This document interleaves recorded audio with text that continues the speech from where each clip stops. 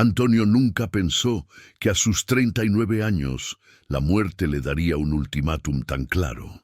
No era una metáfora, era el diagnóstico de su cardiólogo en la clínica privada más cara de Madrid. Le quedaban con suerte 6 meses. Él era Antonio de la Cruz, un nombre que resonaba en las torres de negocios de la Castellana, un hombre que había amasado una fortuna inmobiliaria a base de decisiones frías y una ambición voraz que no distinguía entre amigos y peldaños. El resultado era un ático en el barrio de Salamanca, choferes esperando en la puerta y un vacío del tamaño del Palacio Real en su pecho. Era finales de enero.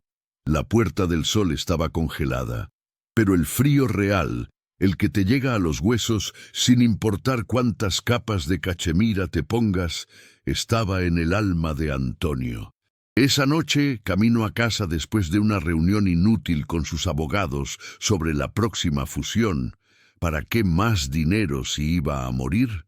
El chófer, Miguel, detuvo el Mercedes blindado cerca del Banco de España. Había un atasco. Antonio miró por la ventana.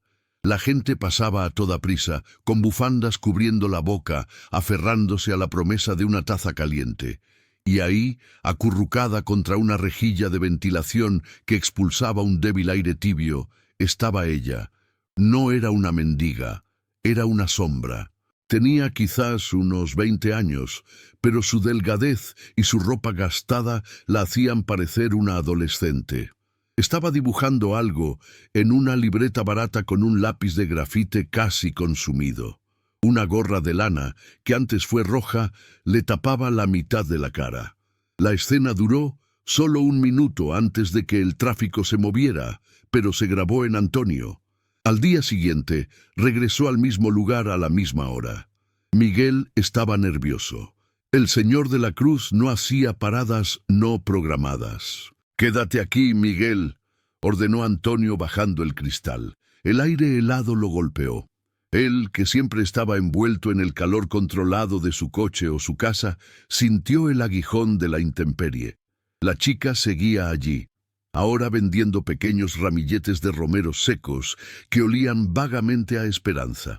Antonio se acercó. Llevaba su mejor abrigo, un color grafito oscuro. Era tan imponente que cuando se detuvo, Carmen, ese era su nombre, lo supo después, levantó la cabeza asustada. Sus ojos eran grandes, de un color avellana profundo, y tenían la sabiduría antigua de quienes han visto demasiado. No había agresividad, solo una resignación profunda. «¿Cuánto por el romero?», preguntó Antonio, su voz áspera por la falta de uso en conversaciones reales.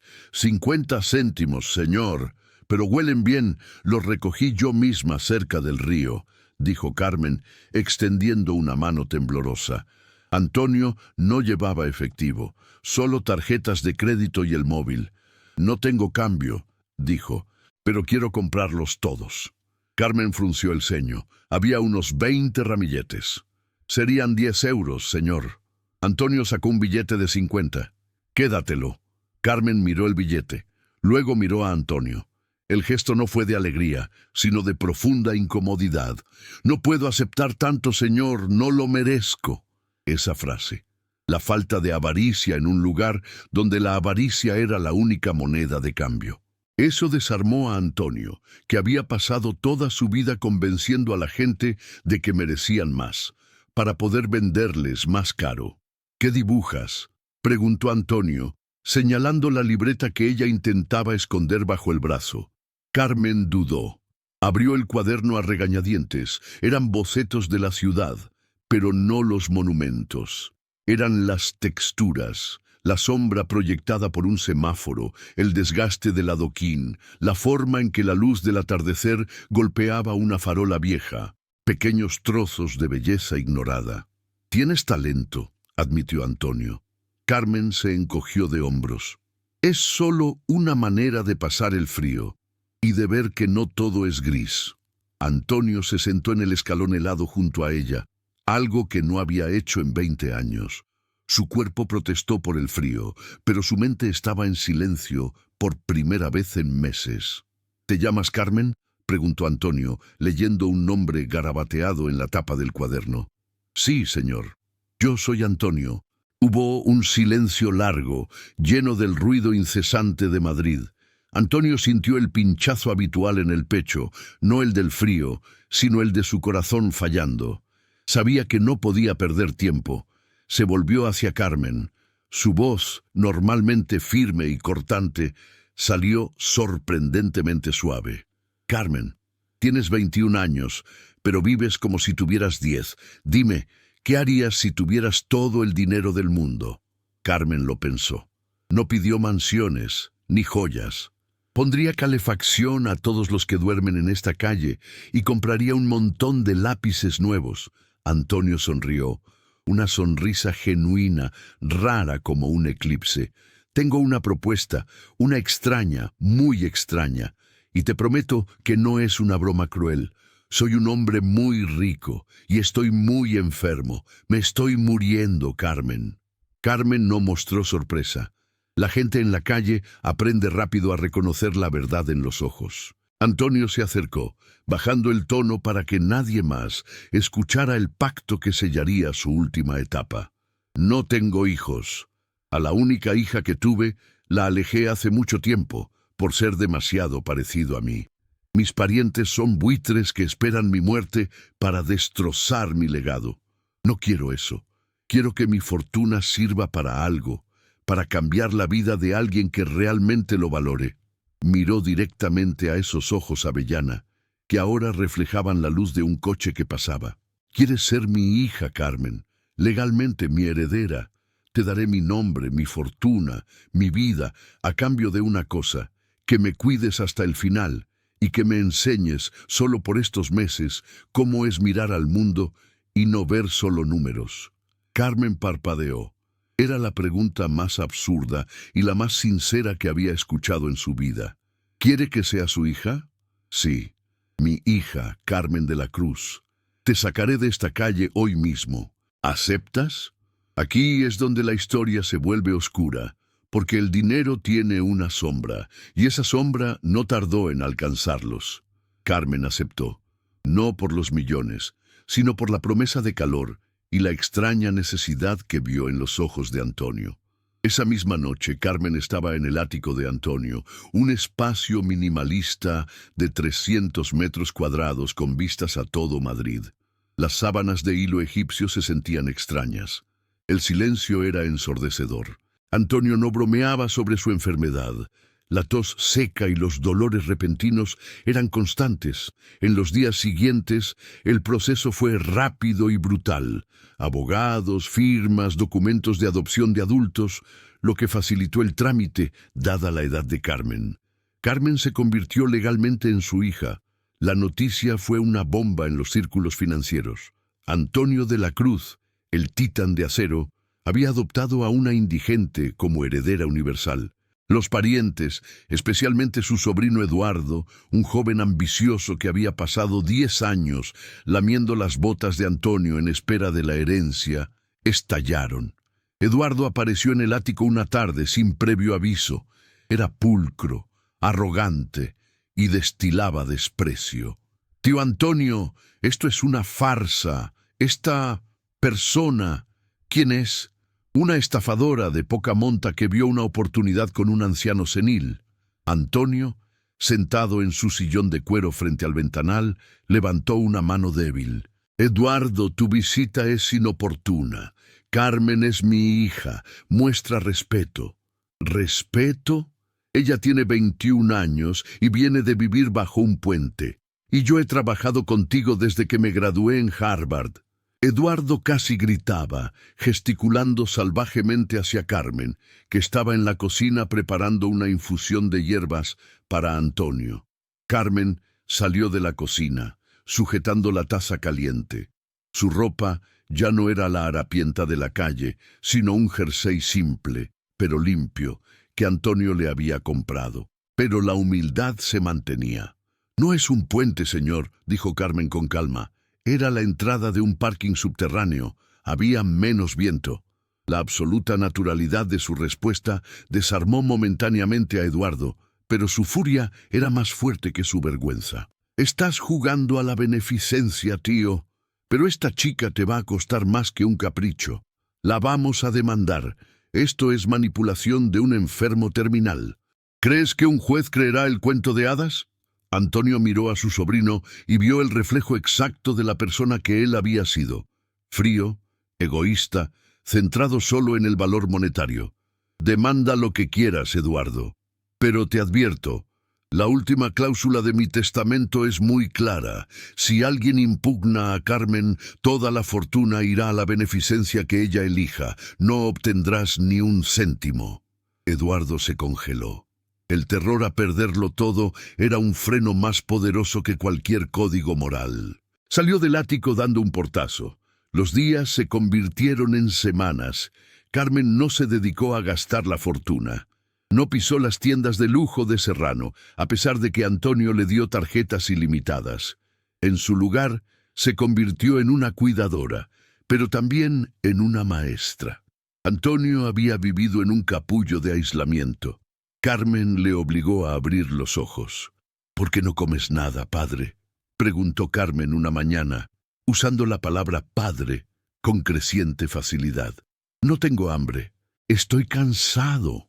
No te estoy preguntando por tu apetito, te estoy preguntando por tu paladar. Mira, el cocinero preparó un plato espectacular, pero si te lo comes sin pensar, es solo combustible. Pero si te detienes y pruebas el azafrán, la textura de la carne, entonces es una experiencia. La vida es una serie de experiencias, no una lista de tareas. Antonio empezó a ver el mundo a través de los ojos de Carmen. Ella lo convenció de visitar el Museo del Prado, no para ver las obras más famosas, sino para estudiar cómo la luz caía sobre los pliegues de un vestido en un cuadro menor. Ella lo llevaba, disfrazados para no ser reconocidos, a los barrios más antiguos de Madrid, donde todavía existía una comunidad. Antonio, el hombre que no había pisado un metro en 20 años, estaba aprendiendo a vivir sus últimos meses. Pero la enfermedad avanzaba. Los médicos se volvían más sombríos. Una tarde, mientras Carmen leía un poema en voz baja a Antonio, él comenzó a llorar. Lágrimas silenciosas, gruesas. ¿Qué pasa, padre? Carmen, he sido una persona horrible. Construí mi imperio sobre promesas rotas y vidas ignoradas. La única persona a la que amé de verdad, mi esposa, se fue porque yo amaba más el hormigón y el dinero que a ella. Y ahora, cuando intento redimirme, el tiempo se acaba. Carmen sostuvo su mano, que estaba fría y débil. No se está acabando, padre. Lo estás usando mejor de lo que lo usaste en los últimos 30 años. Antonio tomó una respiración profunda. Hay algo más. El verdadero por qué te elegí, Carmen. No es solo porque seas buena. Es por algo que hiciste hace 3 años. Carmen estaba confundida. ¿Hace 3 años? Sí, hace 3 años yo estaba en mi punto más bajo, justo antes de que mi esposa me dejara. Estaba tan desesperado que conduje hasta la M30, pensando en acabar con todo. Estaba aparcado en un área de servicio en medio de una tormenta de nieve. Antonio cerró los ojos, reviviendo el dolor. Tú estabas allí, no pidiendo limosna. Estaba oscureciendo, y te detuviste junto a mi coche. No sabías quién era yo. Viste mi rostro. Supongo que parecía el de un fantasma. Sacaste de tu mochila media barra de pan y un pequeño termo con chocolate caliente. Lo dejaste en el limpiaparabrisas y seguiste caminando sin pedir nada. Carmen recordó el incidente vagamente. Ella siempre guardaba algo para compartir, por si acaso. Fue solo un trozo de pan, padre. No, Carmen, fue la única bondad incondicional que recibí en años. Cuando volví a mi ático, no pude quitarme de la cabeza que alguien que tenía tan poco fuera capaz de dar. Eso me salvó esa noche. Desde entonces te he buscado intermitentemente. Cuando te vi en la rejilla de ventilación, supe que el destino me había dado una segunda oportunidad. No te adopté para darte mi fortuna. Te adopté para pagarte la deuda de mi vida. La revelación fue impactante. Carmen no había sido una elección al azar. Había sido la recompensa o el resultado de un acto de pura decencia. Si crees en el karma, escribe karma en los comentarios. Pero la historia no es solo sobre bondad y milagros, es sobre la resistencia de la maldad. Eduardo, el sobrino, había contratado detectives. No podía permitir que la fortuna de Antonio se esfumara. Sus detectives encontraron suciedad, no de Carmen, sino de su pasado. Carmen había crecido en orfanatos.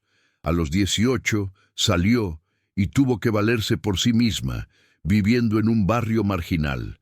Hace 2 años había sido brevemente arrestada por un malentendido. Estaba durmiendo en un banco en un parque privado y fue acusada de intento de robo por los guardias de seguridad, aunque fue liberada sin cargos.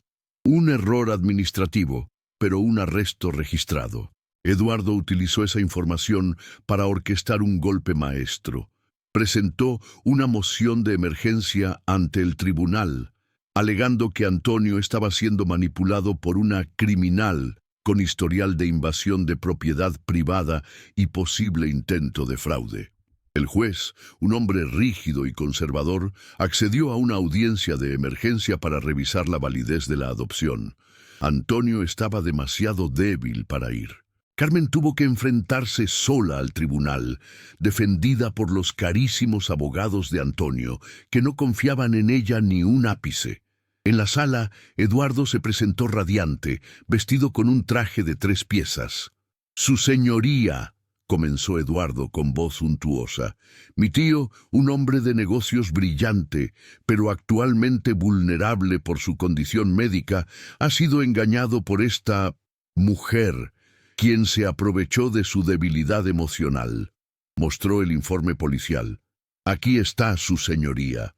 Carmen Rodríguez fue detenida por la policía de Madrid. Ella tiene un historial que prueba que su modus operandi es entrar donde no debe». El abogado de Antonio, el señor Montoro, intentó minimizar el incidente, pero el juez parecía conmovido. «Señorita Carmen», dijo el juez, «dígame honestamente, ¿por qué aceptó la adopción? ¿Fue por los millones de euros que se le prometieron?». Carmen se puso de pie. No tenía la sofisticación de un abogado, pero tenía la verdad. «No, su señoría. Lo acepté por los meses. El señor Antonio no estaba buscando un heredero. Estaba buscando una compañía para hablar sobre el tiempo, para escuchar el silencio. Él me dijo, enséñame cómo es mirar al mundo y no ver solo números. Yo le enseñé, y él me enseñó. Me dio el valor de mi arte y yo le di el valor de su vida. El dinero nunca fue el punto. Si hubiera querido dinero, habría aceptado el billete de 50 euros cuando me lo dio por primera vez. Yo solo quería calor y un lugar para dibujar». La honestidad era tan cruda que silenciaba la sala. Eduardo, desesperado, lanzó su último ataque. «Mentiras, ella es una actriz. ¿Por qué, si no era por el dinero, sigue aquí ahora que sabe el alcance de la fortuna? Que pruebe su desinterés, que renuncie al testamento». El juez consideró la moción. «Señorita Carmen, el argumento de la defensa es provocador. Usted está en una encrucijada. Si renuncia a la herencia ahora mismo, probaremos su humildad, pero perderá la seguridad financiera. Si no renuncia, confirmará las sospechas de los parientes». Carmen miró a Montoro, el abogado, que le hizo un gesto de «no lo hagas».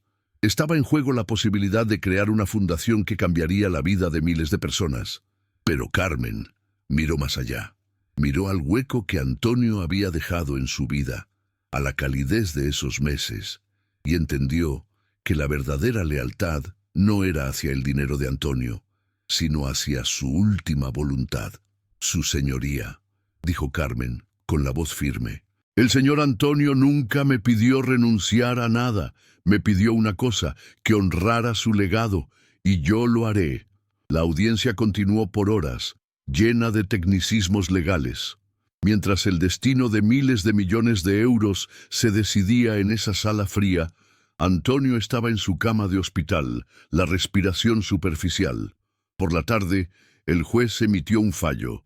La corte ha revisado la evidencia. Aunque la adopción fue inusual, no hay evidencia concluyente de fraude por parte de la señorita Carmen Rodríguez de la Cruz. La evidencia presentada demuestra una relación genuina de cuidado y afecto que se desarrolló durante los últimos meses. La moción de impugnación es denegada. Carmen había ganado. La ley había validado su amor. Salió corriendo del juzgado y se dirigió directamente al hospital. Llegó a la habitación de Antonio. Estaba conectado a máquinas, pálido, pero consciente. «Ganamos, padre», susurró Carmen tomando su mano. Antonio abrió los ojos lentamente. Una sonrisa de debilidad, pero sincera, se dibujó en sus labios. «Lo sabía, mi hija. Sabía que valías más que todos ellos. Gracias por los meses. Fueron la única vida que viví». Antonio cerró los ojos por última vez, en silencio, en paz, con la mano de la hija que había encontrado en la calle, sosteniendo la suya. La muerte de Antonio fue un evento mediático. Los abogados se movilizaron inmediatamente para ejecutar el testamento. Eduardo, furioso, ya no podía apelar. Su codicia lo había inmovilizado. Carmen, ahora legalmente Carmen de la Cruz, se encontró con una fortuna que superaba los 1.000 millones de euros. Su primer acto no fue comprar una mansión, fue visitar a Eduardo. Lo encontró en la cafetería donde solía tener sus almuerzos de negocios. Eduardo estaba devastado, bebiendo café amargo, su vida financiera hecha trizas. Carmen se acercó con un sobre. «Eduardo», dijo. Él levantó la vista, esperando el desprecio, el triunfo. «El testamento original de mi padre era para ti y los demás parientes», explicó Carmen. «Pero lo cambió a último momento para protegerme de ustedes, poniendo la cláusula de que si alguien impugnaba, todo se iría. Pero eso no significa que no merezcas algo». Ella deslizó el sobre. Contenía las acciones minoritarias de una de las empresas de Antonio, valoradas en unos modestos 10 millones de euros. Suficiente para vivir bien, no suficiente para dominar. Esto es lo que él quería darte antes de que lo atacaras. No es caridad, es justicia. Si lo usas bien, puedes empezar de nuevo. Eduardo se quedó mudo.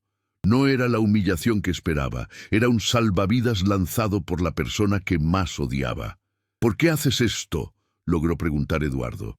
«Porque mi padre me enseñó que la vida no es una lista de números, y yo no voy a empezar mi nueva vida repitiendo sus viejos errores. Yo sé lo que es el frío. No quiero que lo sientas». Carmen se fue, dejando a Eduardo solo con su culpa y su dinero inesperado. Carmen de la Cruz, la niña de la calle, no se quedó en el ático. Lo vendió y compró un edificio entero en un barrio obrero. Convirtió la propiedad en la Fundación Antonio de la Cruz. Su misión era simple: arte y refugio. La fundación proporcionaba vivienda segura para jóvenes sin hogar, tutorías de arte y literatura, y lo más importante, lápices y cuadernos nuevos para que todos pudieran dibujar su camino hacia el futuro. Carmen dirigía la fundación personalmente. Vestía ropa sencilla, conducía un coche modesto y seguía comprando sus ramilletes de romero en el mercado. Un año después, la fundación inauguró su primer gran logro: un centro de acogida con calefacción permanente, justo al lado de la rejilla de ventilación donde Antonio la había encontrado. Carmen nunca olvidó la pregunta que cambió su vida: ¿quieres ser mi hija? Ella no solo se convirtió en su hija, se convirtió en el legado viviente de que el dinero, cuando se usa con el corazón y no con la avaricia, puede comprar algo mucho más valioso que mansiones. Puede comprar segundas oportunidades y, quizás, un poco de redención. Y eso, incluso para un multimillonario moribundo, era incalculable. Si te gustó esta historia, dale like y suscríbete para más.